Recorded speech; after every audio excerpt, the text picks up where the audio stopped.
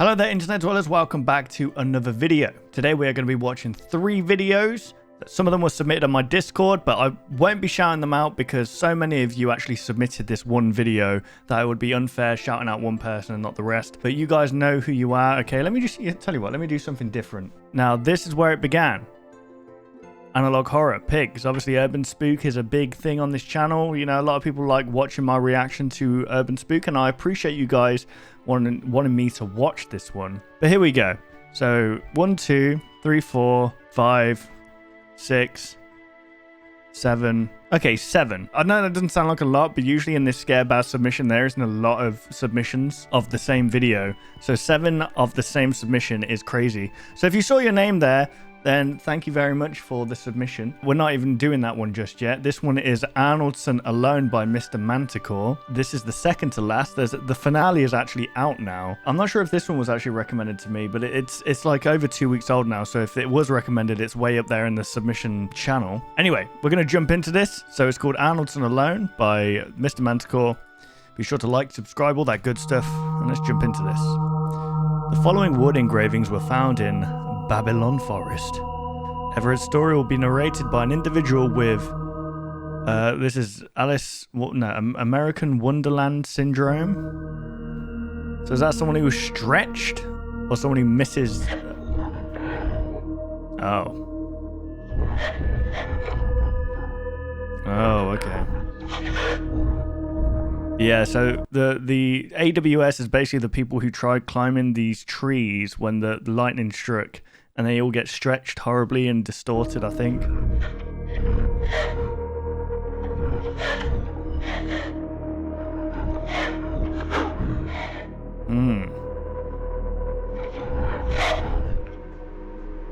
Oh.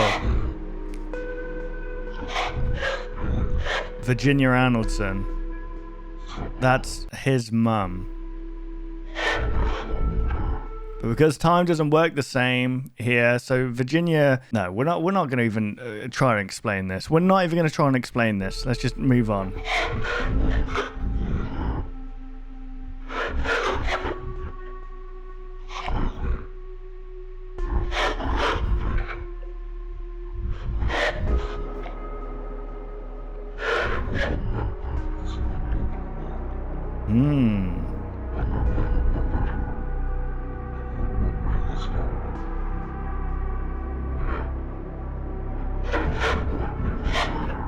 Wow, do you really want that beside you?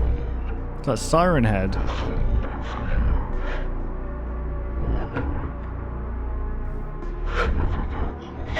So this is Everett all grown up as an adult, but yeah, it's confusing because the time in this Wonderland space doesn't work the same. So he's technically her son, but she doesn't know this. So this was her when she tried putting a star on top of a tree, and then they all got zapped, and then during that zap they were kind of teleported to another, I guess, multiverse of the same world kind of thing, but different. Like everything was a little bit different. During the snap she was here for a long time, and this is what happened during that time, which is mad. And she grew up to have this, her son, and she became one of the Washington absentees, I think.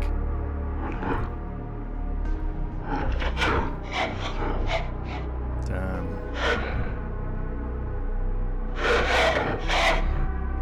Why?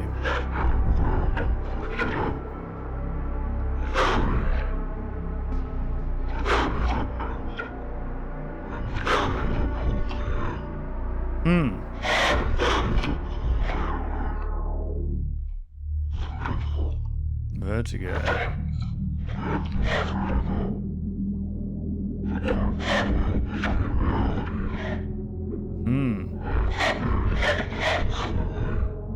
Oh, jeez.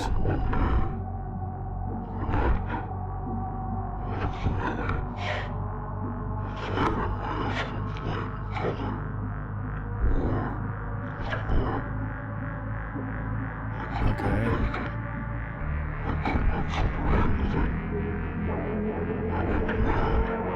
Oh.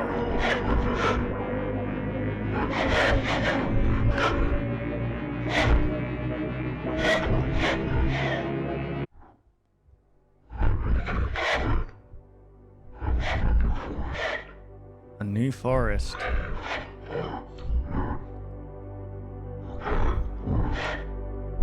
A different forest. So he's actually on a planet right now.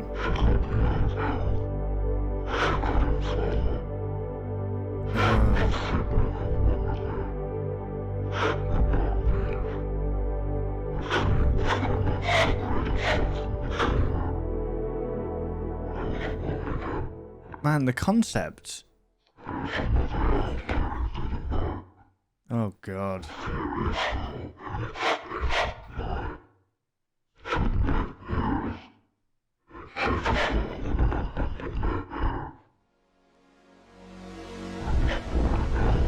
What is happening? The concept of this is so mad.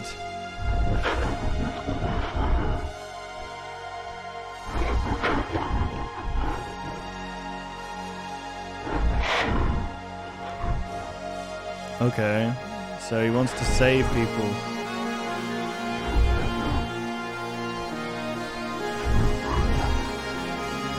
What is this soundtrack? What is the halabub? What actually is it?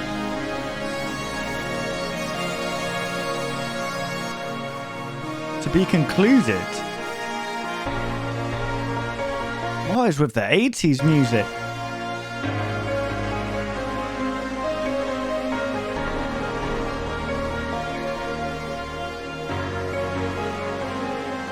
I like this music.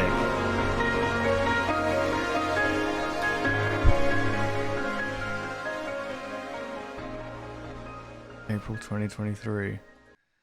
All right, it confuses me because I think in terms of just possibilities and actual, like, you know, real life, I guess. So it's hard to comprehend something that tries to go outside of the realms of physics and stuff. So obviously, this tree that Virginia pointed at sent them because the trees are all connected to different kind of parallel universes. So I'm guessing this one in particular shot them into two different things.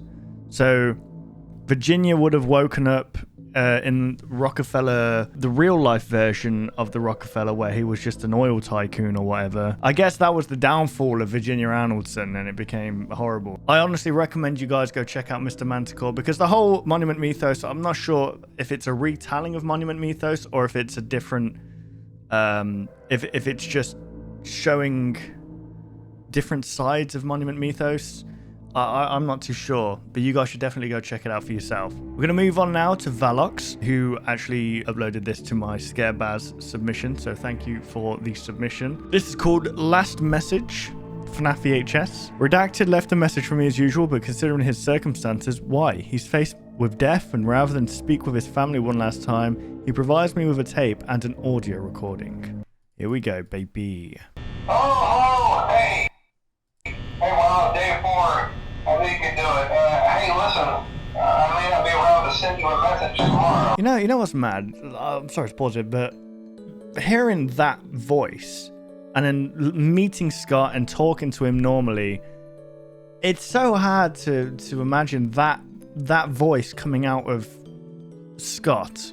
It's so far apart from what he actually sounds like. I guess he's just nasally, and he's from Texas, I believe. You know, he's going to have that kind of accent, I guess. Anyway, moving on. It's been a bad night It's here Bonnie. for me. Footy. I recorded my messages for you. So when I did, hey, do me a favor. Maybe sometime you could check inside those suits in the background. I'm trying to hold out until someone checks. Maybe it won't be so bad. Well, that's a strange thing now I think about it. So can you check into those suits? So I think he's thinking, like, I know I'm going to get stuffed into this suits, but maybe I'll be able to survive it. I think that's what he's saying. Yeah, I always wondered who was in on the heads. Oh, good lord, Golden Thunder.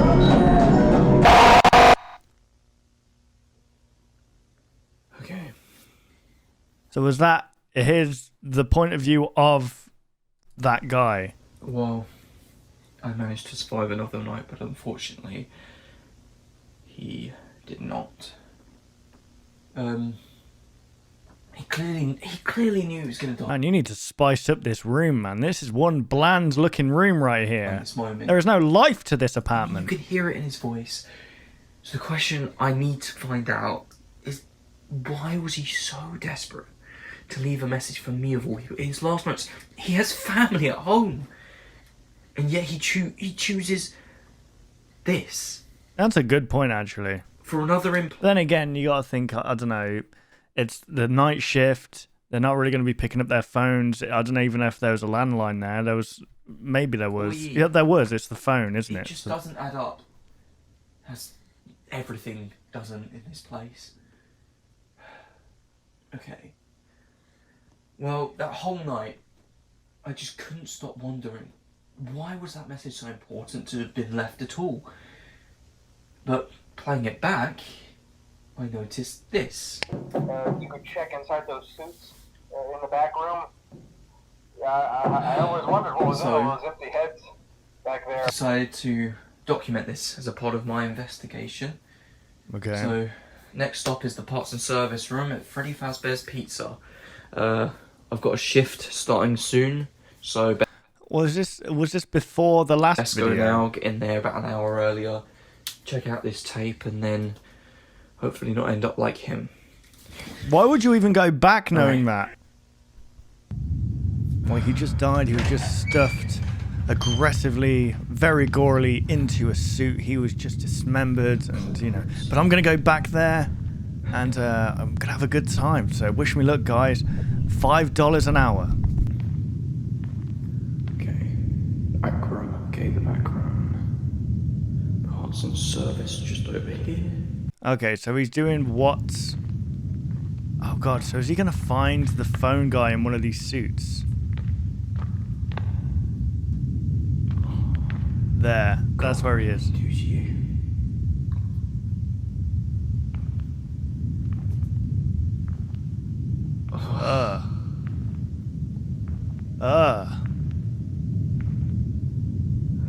Let's just get that tape. Alright, which head is it then? Okay. It's gotta be this one. I always wondered what was inside those empty heads. I never knew what that really meant. Alright. Let's head back to the office, put this in, and get started with the shift. So hang on, you're telling me that there's a straight up dead man in that suit right there, and he's like, oh god, Jesus. Oh, well, that's pretty bad. Anyway, let's get back to work. I'd be calling the police immediately. Look, there's a freaking dead body in here.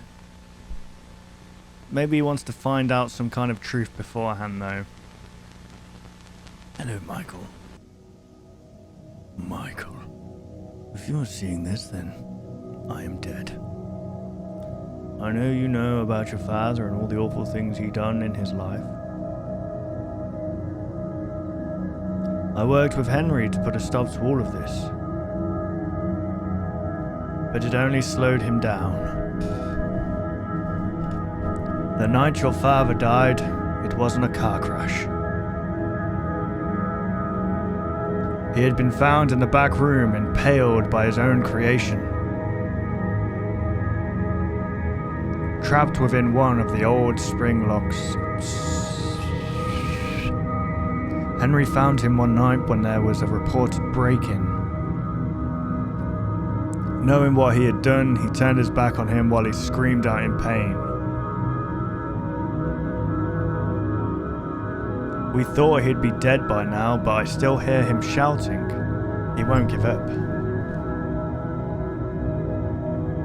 He's a dead man clinging on to life. A soul possessing his own corpse the same way those kids' souls were bound to those animatronic metals.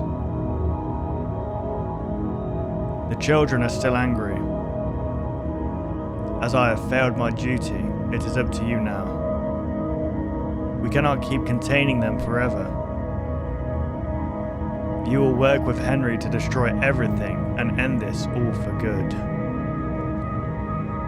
I know why you took the night shift. I know why you hide in the shadows. I guess it makes sense now. I can promise you peace at the end of it all. And if you won't end this for yourself, end it for them. Do it for your brother, Michael. For your brother, Michael! Good luck. Call Henry and he'll inform you further. Please also inform my family of my death if they don't already know. I just hope that when I go, it doesn't hurt for too long. Oh god, that's a very morbid thought right there. Man. That's cool, so it's all going to come to a head, basically. You know, Michael wants to go and stop his dad, I guess. But I guess it makes sense why he just left that corpse in there. But yeah, I enjoyed this story of it. Kind of fills in the gaps of the FNAF story, like of the first game in particular, for sure, where there's little questions that, you know, like little things, and you think to yourself, what do they mean by that? Like, I always wonder what's in those empty heads. And I guess in this sense, it was a hint to Michael to look in the heads to find a tape, which is pretty fun. But anyway, there we go. That was Valox, and that was Last Message. Be sure to like, subscribe, all that good stuff. We're going to move on to what a lot of you guys have been looking forward to, and that is Analog Horror Pigs by Urban Spook. So I'll say it outright, there's been a lot of controversy with Urban Spook and this series in particular because of the shocking nature of the content. A lot of people are saying, you know, you shouldn't use certain elements just for the sake of it. But horror isn't meant to be like, oh, spooky. It's meant to disgust you. Like, some of it, there are plot points of horror that you hear, and you have to hear them because it makes you hate this character and it makes you root for their demise, for their downfall. I've got nothing else to say on that, but we're going to start this one. It's called Pigs. And there we go. There's your warning, guys. Violent and disturbing content. Former police officer Ian Ford and his wife May was recently reported missing. When police went to their farm to investigate, they found an awful stench coming from the barn. Inside, they found the brutalized corpse of May Ford. She had been handcuffed to a pole inside one of the stalls, however her hands had been ripped right off. Oh my god. Even though her body had been badly mangled, tests showed that she died from internal bleeding. Oh good lord. A dead horse could be found within the same stall. The cause of death was heart failure due to a sidnephil... What? Inside the milk house, police found a bloody mattress. Oh god, this music. Hang on, let me read this. Okay, I'm gonna have to Google this. Sildenafil. Sildenafil. Try to put less emphasis on this vowel and pronounce it quietly. Sildenafil. Sildenafil. Okay. Sildenafil. Sildenafil. Sildenafil citrate was found scattered around the mattress along with used bandages and packets of penicillin. Someone had been sleeping here for some time.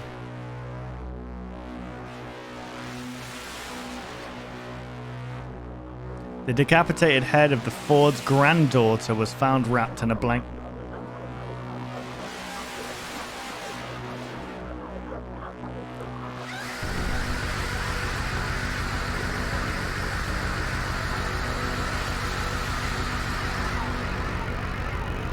Here's the thing, man.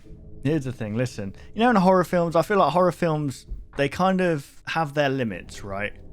But when it comes to like serial killers, for example, it's like, oh, we won't kill the kids. You know, we're not going to kill the kids. We're not going to kill the animals. And I guess that's just like unwritten rules of horror. But I think the true horror, like the disgust, is when they just go and do it. They just do it. And I'm not saying I support that idea, but I'm just saying it definitely shocks. That's for sure. The worst smell came from within the second stall of the barn. I love the music composition as well, how it's building. It started off, but then it's, as you're discovering these bodies, it's getting worse and worse, and the composition is getting louder and louder and bigger, and hell spawn basically coming out.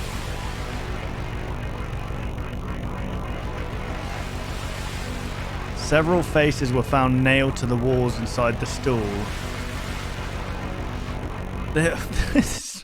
Oh, okay. So I think what happened here is there's two killers, right? And the reason they look so weird is because they're wearing the faces, like Leatherface, of their victims. Could that be it? Some of them belong to previous victims, malformed beyond recognition. My God, they need to stop this, man. There were also several decapitated pig carcasses.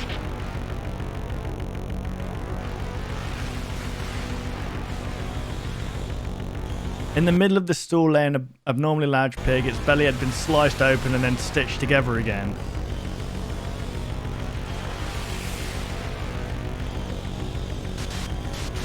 Stuffed inside the pig carcass, the police found the corpse of Ian Ford. Oh my God. The pig's eyes had been cut out and replaced with the eyes of Fiona Ford. What? Oh, that's why her eyes were missing.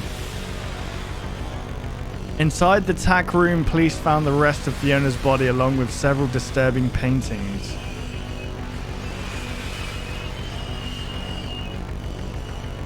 Oh God.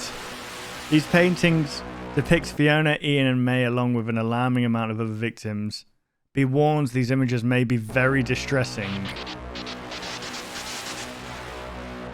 Okay.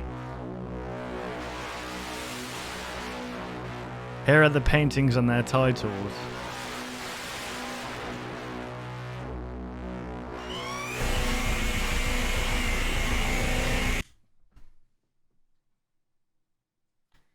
That name, man. Hang on. Breeding Mount May. Oh, that is vile. Wet Skin George. The Jigsaw Baby. Ian the Pig. Blowhole Isabel. Okay, obviously they're referring to like Wales or whatever, right? Hide and Zeke. Four Holes Fiona. Breathless Janice. Fleshhead Fred. No wonder it took so long for this one to be released. The amount of freaking, like, art that needed to be done for this. Tina the Witness. Observing Pool. If you know who any of these people could be, please contact... I'm not contacting that number. I'm good.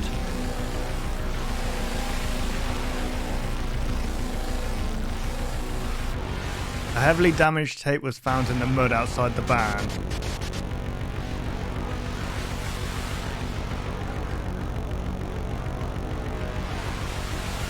Even though the tape was almost completely destroyed, police were able to recover some of the footage. Oh dear. This is what was on that tape.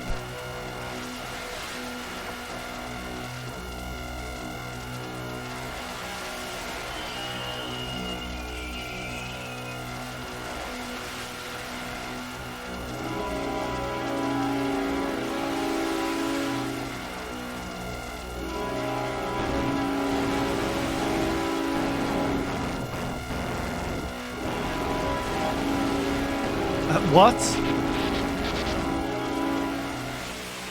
Okay, so we know that this is one of the killers because they're wearing the face of a previous, and that makes sense. It makes sense as to why the teeth are like that, because they're literally wearing the face of a victim. Don't do that.